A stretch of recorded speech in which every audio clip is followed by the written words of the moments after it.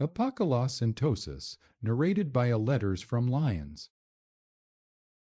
I wish to place on record the proceedings in heaven October 13 last, of the new year which begins this auspicious age. It shall be done without malice or favor. This is the truth. Ask if you like how I know it. To begin with, I am not bound to please you with my answer. Who will compel me? I know the same day made me free, which was the last day for him who made the proverb true one must be born either a pharaoh or a fool.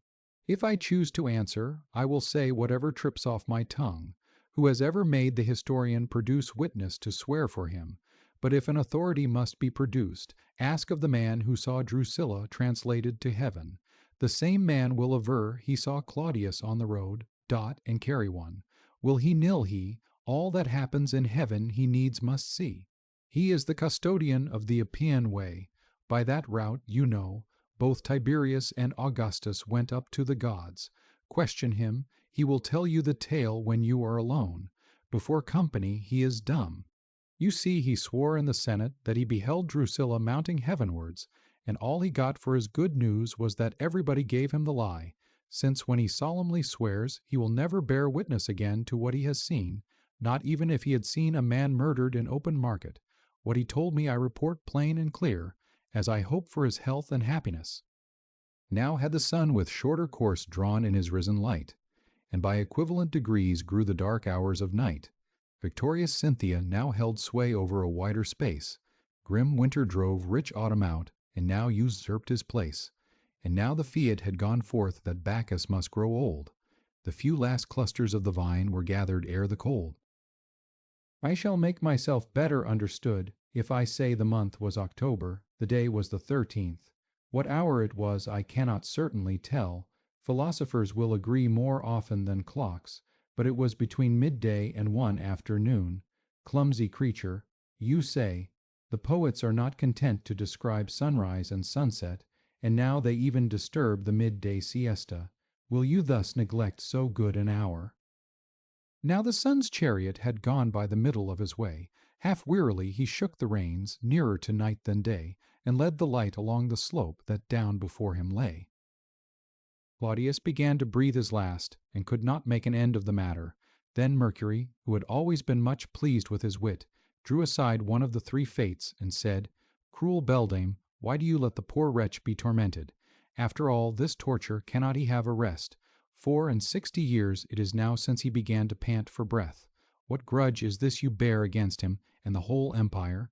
Do let the astrologers tell the truth for once. Since he became emperor, they have never let a year pass, never a month, without laying him out for his burial. Yet it is no wonder if they are wrong, and no one knows his hour. Nobody ever believed he was really quite born one. Do what has to be done. Kill him, and let a better man rule in empty court." Virg. Georg. 4:90. Clotho replied, "Upon my word, I did wish to give him another hour or two, until he should make Roman citizens of the half-dozen who are still outsiders. He made up his mind, you know, to see the whole world in the toga, Greeks, Gauls, Spaniards, Britons, and all. But since it is your pleasure to leave a few foreigners for seed, and since you command me, so be it." She opened her box, and out came 3 spindles. One was for Augurinus, one for Baba, one for Claudius too.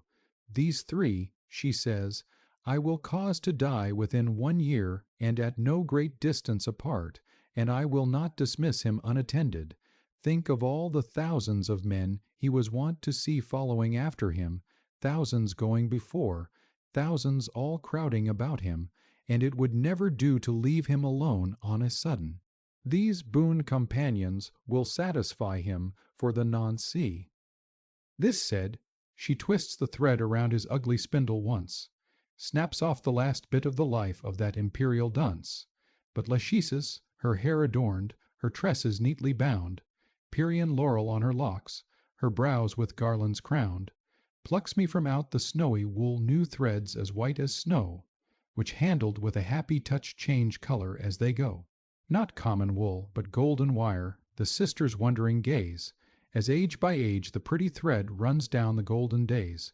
World without end they spin away, the happy fleeces pull, What joy they take to fill their hands with that delightful wool! Indeed, the task performs itself, no toil the spinners know. Down drops the soft and silken thread as round the spindles go. Fewer than these are Tithon's years, not Nestor's life so long. Phoebus is present, glad he is to sing a merry song, now helps the work, now full of hope upon the harp doth play. The sisters listen to the song that charms their toil away. They praise their brother's melodies, and still the spindles run, till more than man's allotted span the busy hands have spun. Then Phoebus says, O sister fates, I pray take none away, but suffer this one life to be longer than mortal day. Like me in face and lovely grace, like me in voice and song, he'll bid the laws at length speak out that have been dumb so long. We'll give unto the weary world years prosperous and bright, like as the day star from on high scatters the stars of night, as when the stars return again, clear Hesper brings his light, or as the ruddy dawn drives out the dark and brings the day, as the bright sun looks on the world and speeds along its way, his rising car from morning's gates, so Caesar doth arise. So Nero shows his face to Rome before the people's eyes. His bright and shining countenance illumines all the air, while down upon his graceful neck fall rippling waves of hair. Thus Apollo, but Lachesis, quite as ready to cast a favorable eye on a handsome man, spins away by the handful and bestows years and years upon Nero out of her own pocket. As for Claudius, they tell everybody to speed him on his way, with cries of joy and solemn litany. At once he bubbled up the ghost, and there was an end to that shadow of a life. He was listening to a troupe of comedians when he died, so you see I have reason to fear those gentry. The last words he was heard to speak in this world were these. When he had made a great noise with that end of him which talked easiest, he cried out, oh dear, I think I have made a mess of myself.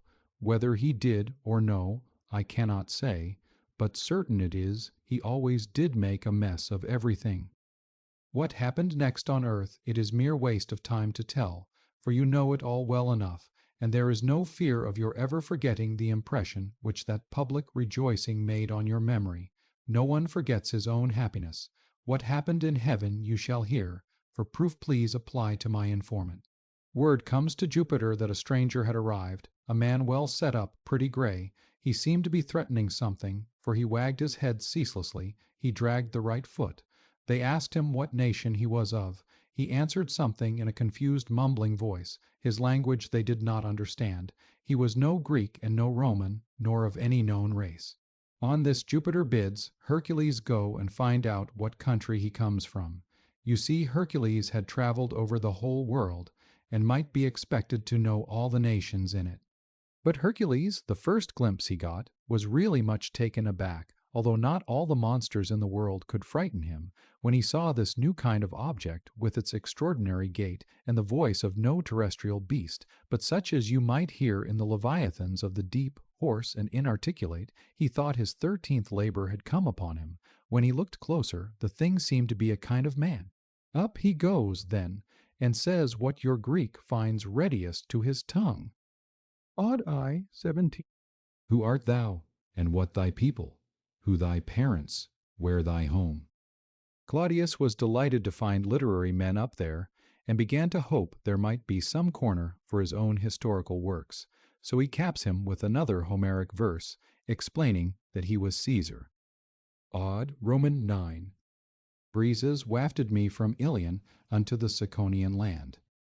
But the next verse was more true, and no less Homeric. Thither come, I sacked a city, slew the people every one. He would have taken in poor simple Hercules, but that Our Lady of Malaria was there, who left her temple and came alone with him. All the other gods he had left at Rome. Quoth she, the fellow's tale is nothing but lies. I have lived with him all these years, and I tell you, he was born at Lyons. You behold a fellow burgess of Marcus 3.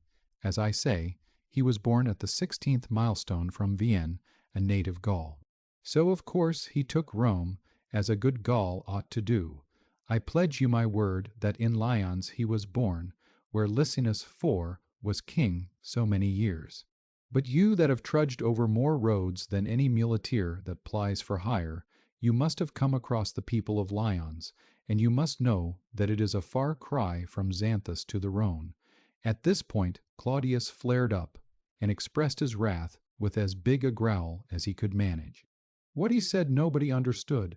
As a matter of fact, he was ordering my lady of fever to be taken away, and making that sign with his trembling hand, which was always steady enough for that, if for nothing else, by which he used to decapitate men. He had ordered her head to be chopped off. For all the notice the others took of him, they might have been his own freedmen. Then Hercules said, "You just listen to me, and stop playing the fool. You have come to the place where the mice nibble iron 5. Out with the truth, and look sharp, or I'll knock your quips and quiddities out of you." Then, to make himself all the more awful, he strikes an attitude and proceeds in his most tragic vein. "Declare with speed what spot you claim by birth, or with this club fall stricken to the earth. This club hath ofttimes slaughtered haughty kings. Why mumble unintelligible things? What land, what tribe produced that shaking head? Declare it, on my journey when I sped far to the kingdom of the triple king, and from the main Hesperian did bring the goodly cattle to the Argive town. There I beheld a mountain looking down upon 2 rivers. This the sun espies. Right opposite each day he doth arise. Hence, mighty Rhone, thy rapid torrents flow, and Arar, much in doubt which way to go, ripples along the banks with shallow roll. Say, is this land the nurse that bred thy soul?" These lines he delivered with much spirit and a bold front. All the same, he was not quite master of his wits, and had some fear of a blow from the fool.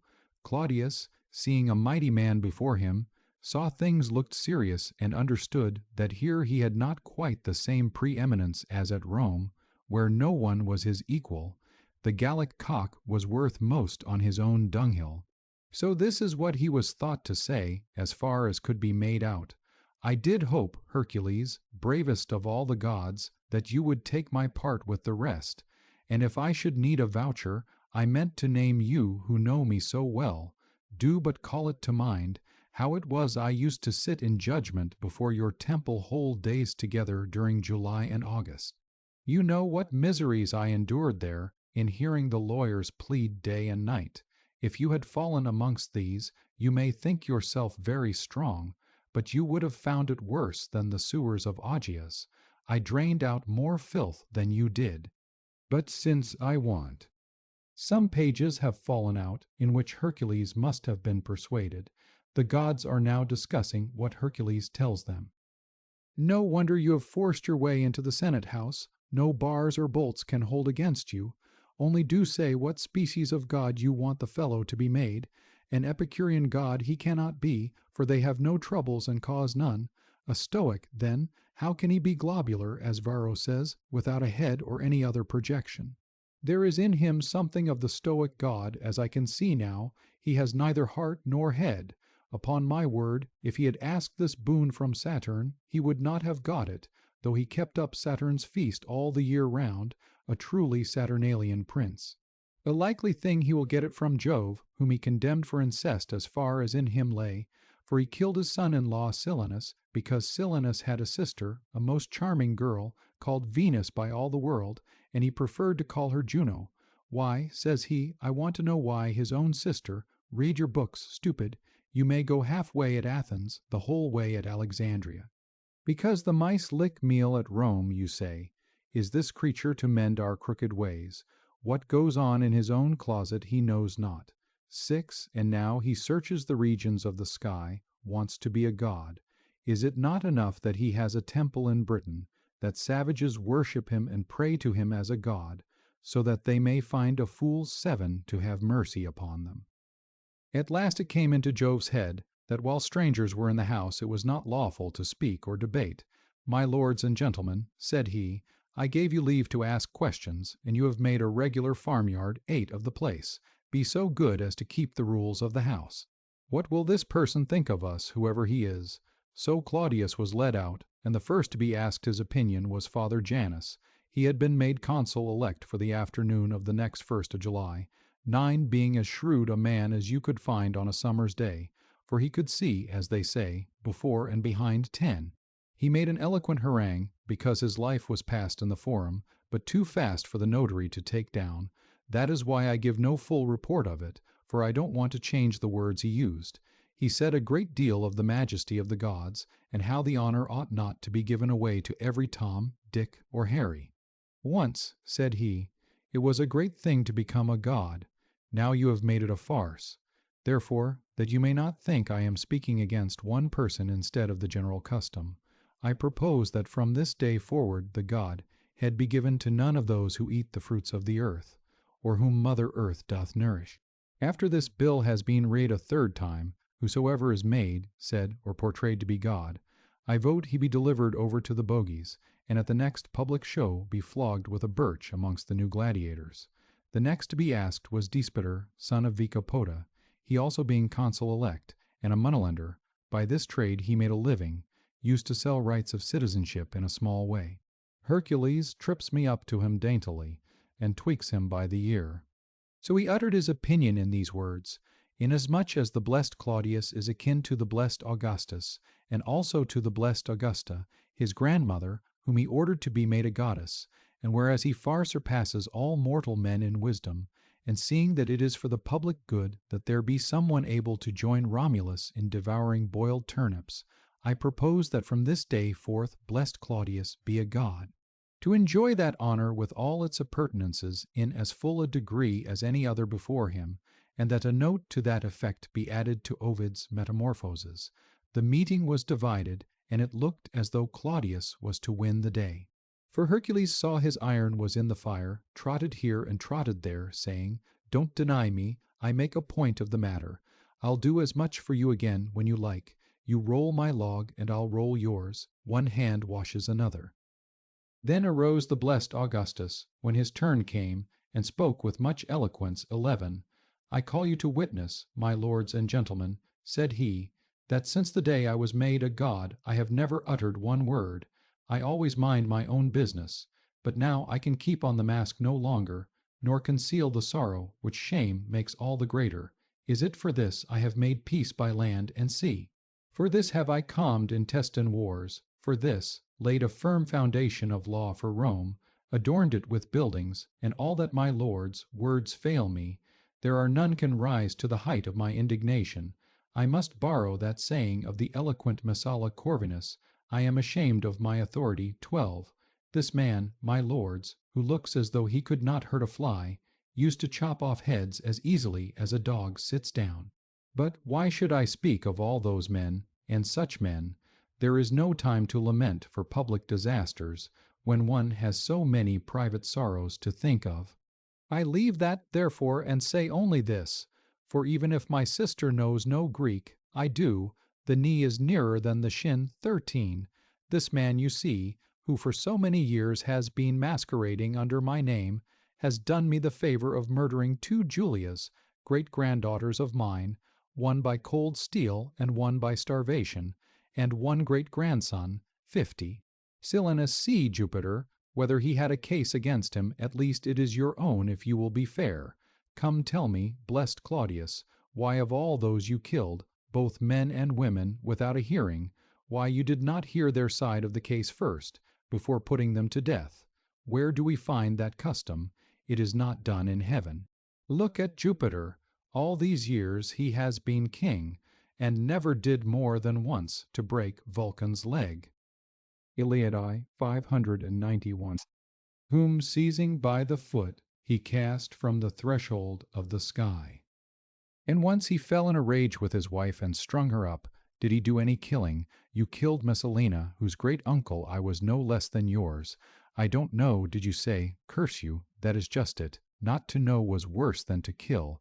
Caligula he went on persecuting even when he was dead. Caligula murdered his father-in-law, Claudius his son-in-law to boot. Caligula would not have Crassus' son called great. Claudius gave him his name back and took away his head. In one family he destroyed Crassus, Magnus, Scribonia, the Tristianias, Assario, noble though they were. Crassus indeed such a fool that he might have been emperor. Is this he you want now to make a god? Look at his body, born under the wrath of heaven. In fine, let him say the 3 words 14 quickly, and he may have me for a slave. God, who will worship this God, who will believe in him. While you make gods of such as he, no one will believe you to be gods. To be brief, my lords, if I have lived honorably among you, if I have never given plain speech to any, avenge my wrongs. This is my motion." Then he read out his amendment, which he had committed to writing. Inasmuch as the blessed Claudius murdered his father-in-law Appius Silenus, his 2 sons-in-law, Pompeius Magnus and L. Silenus, Crassus Frugi his daughter's father-in-law, as like him as 2 eggs in a basket, Scribonia his daughter's mother-in-law, his wife Messalina, and others too numerous to mention, I propose that strong measures be taken against him, that he be allowed no delay of process, that immediate sentence of banishment be passed on him, that he be deported from heaven within 30 days, and from Olympus within 30 hours. This motion was passed without further debate. Not a moment was lost. Mercury screwed his neck and haled him to the lower regions, to that bourne, from which they say no traveler returns. 15, as they passed downwards along the sacred way, Mercury asked what was that great concourse of men. Could it be Claudius' funeral? It was certainly a most gorgeous spectacle, got up regardless of expense. Clear it was that a god was being borne to the grave, tootling of flutes, roaring of horns, an immense brass band of all sorts, such a din that even Claudius could hear it. Joy and rejoicing on every side, the Roman people walking about like free men. Agatho and a few pettifoggers were weeping for grief, and for once in a way they meant it.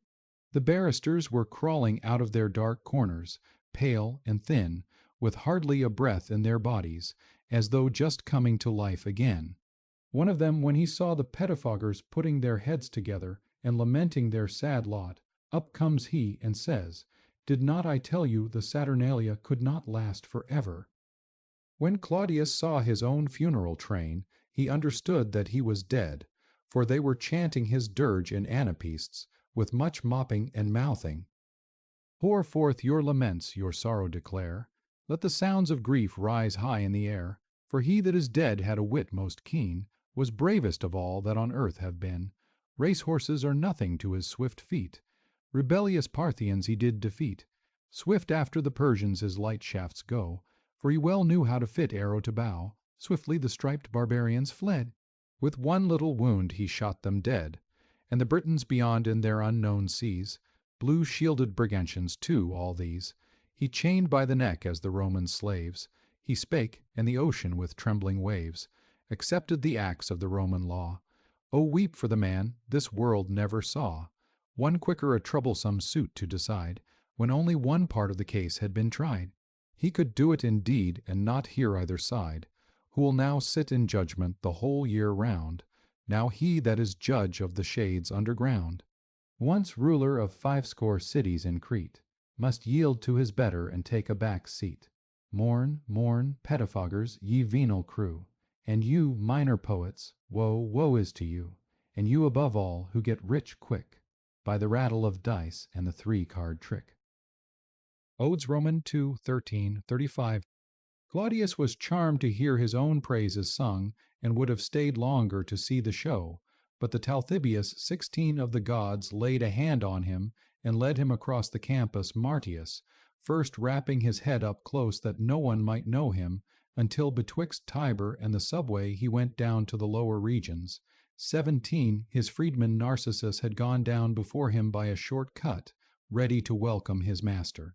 Out he comes to meet him, smooth and shining. He had just left the bath, and says he, "What make the gods among mortals? Look alive," says Mercury, "go and tell them we are coming."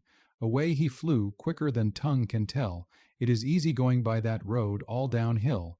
So although he had a touch of the gout, in a trice they were come to Dis's door. There lay Cerberus, or as Horace puts it, the 100-headed monster. Claudius was a trifle perturbed. It was a little white bitch he used to keep for a pet, when he spied this black shag-haired hound, not at all the kind of thing you could wish to meet in the dark. In a loud voice he cried, "Claudius is coming." All marched before him singing, "The lost is found, oh let us rejoice together." 18 here were found, see, Silius consul elect, Juncus the ex-praetor, Sextus Trollus, M. Helvius, Trogus, Cotta, Vettius Valens, Fabius, Roman knights whom Narcissus had ordered for execution. In the midst of this chanting company was Nestor the mime, whom Claudius for honor's sake had made shorter by a head. The news was soon blown about that Claudius had come. To Messalina they throng, first his freedmen, Polybius, Myron, Harpocras, Amphius, Pharinactus, all sent before him by Claudius that he might not be unattended anywhere, next two prefects, Justus Catonius and Rufrius Pollio, then his friends Saturninus, Lucius and Pedo Pompeius and Lupus and Celer Asinius, these of consular rank. Last came his brother's daughter, his sister's daughter, sons-in-law, fathers and mothers-in-law, the whole family, in fact. In a body they came to meet Claudius, and when Claudius saw them, he exclaimed, "Friends everywhere, on my word, how came you all here?" To this Pedo Pompeius answered, "What, cruel man, how came we here, who but you sent us, you, the murderer of all the friends that ever you had, to court with you? I'll show you where their lordships sit." Ill. Roman 9, 385. Pedo brings him before the judgment seat of Aeacus, who was holding court under the Lex Cornelia to try cases of murder and assassination. Pedo requests the judge to take the prisoner's name and produces a summons with this charge: senators killed 35, Roman knights 221, others as the sands of the seashore for multitude. Claudius finds no counsel. At length out steps P. Petronius, an old chum of his, a finished scholar in the Claudian tongue, and claims a remand. Not granted. Pedo Pompeius prosecutes with loud outcry. The counsel for the defense tries to reply, but Aeacus, who is the soul of justice, will not have it. Aeacus hears the case against Claudius, refuses to hear the other side, and passes sentence against him, quoting the line, "As he did, so be he done by. This is justice undefiled." A great silence fell. Not a soul but was stupefied at this new way of managing matters. They had never known anything like it before. It was no new thing to Claudius, yet he thought it unfair. There was a long discussion as to the punishment he ought to endure. Some said that Sisyphus had done his job of porterage long enough. Tantalus would be dying of thirst if he were not relieved. The drag must be put at last on wretched Ixion's wheel. But it was determined not to let off any of the old stagers, lest Claudius should dare to hope for any such relief. It was agreed that some new punishment must be devised. They must devise some new task, something senseless, to suggest some craving without result. Then Aeacus decreed he should rattle dice forever in a box with no bottom. At once the poor wretch began his fruitless task of hunting for the dice, which forever slipped from his fingers. For when he rattled with the box, and thought he now had got him, the little cubes would vanish through the perforated bottom. Then he would pick him up again, and once more set a-trying. The dice but served him the same trick. Away they went a-flying.